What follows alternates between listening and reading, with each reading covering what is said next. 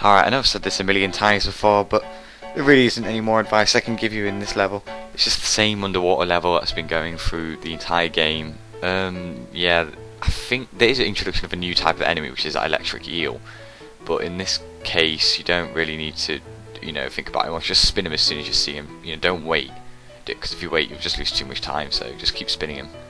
In fact, if you saw that electric eel's electric-y there, and I managed to spin it fine. So, and because you should be pretty safe with a hullabugger, then that's fine. And I should really stop calling it hullabugger. I should really start calling it Aku mask. But whatever, the LP's almost over, so it doesn't really matter.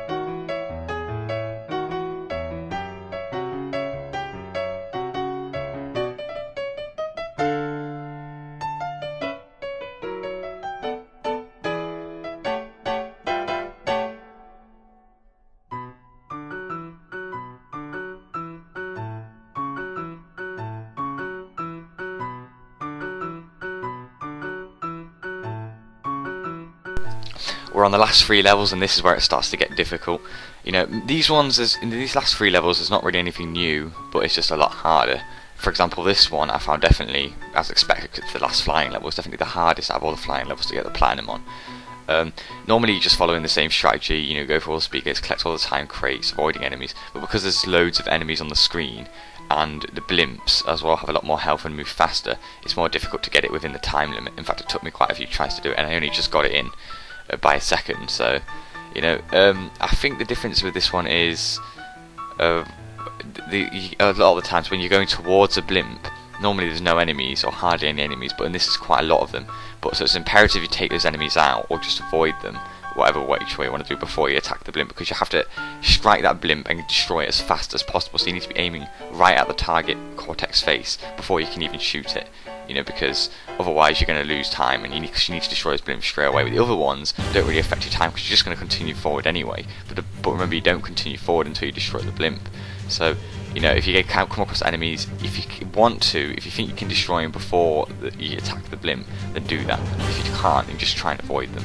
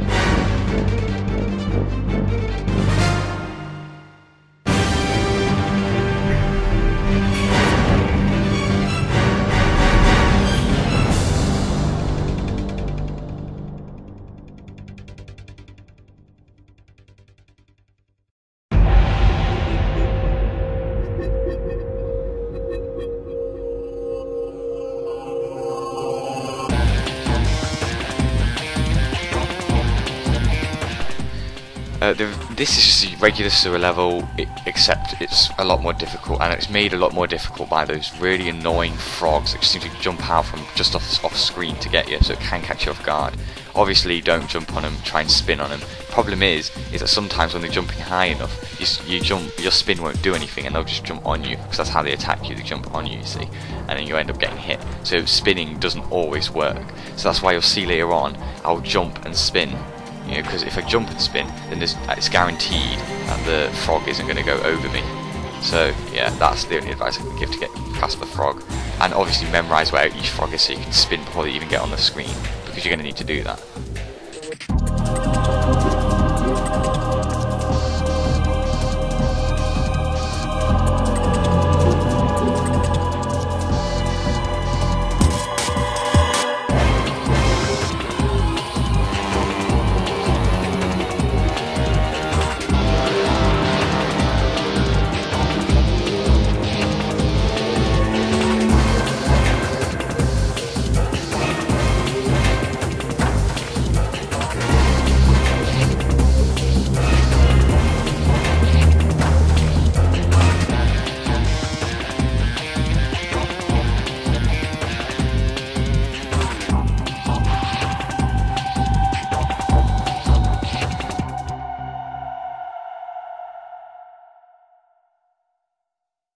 Okay, we're on the last level now, final countdown.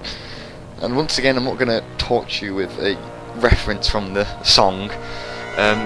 This one, it does introduce that really annoying electric spidery whatever thing enemy it is that moves upwards and downwards, and that is really difficult. Once again, timing is essential to getting rid of those, because but what really annoys me is that I'm sure it's random.